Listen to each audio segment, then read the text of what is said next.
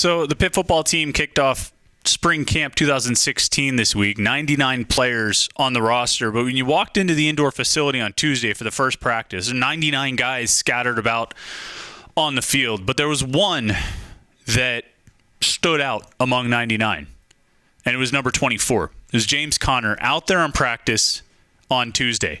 I didn't expect to see that. And I'm not talking about just standing on the sidelines. I'm talking about wearing a helmet. I'm talking about running around, catching a football, engaging in drills with his teammates.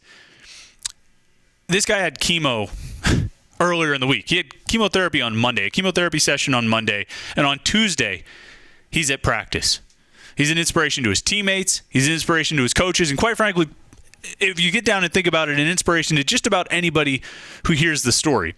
And I have to think at this point, I know I'm not doubting James Conner on anything, and you probably shouldn't either if you were. If he says he wants to play, I believe he's going to play. If he says he's going to play this season, I'm not putting it past him to get out there on the field with his teammates this season. And when that happens, and I do believe it will happen, James Conner will be the biggest story in Pittsburgh sports if he's not already. It doesn't matter what happens in March Madness. It doesn't matter what happens in the Stanley Cup playoffs. It doesn't matter what happens with the Pirates season or what the Steelers do.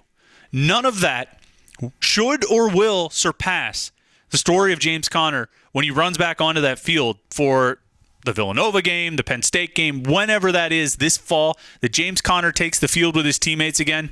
He will be, rightfully so, the biggest story in Pittsburgh sports.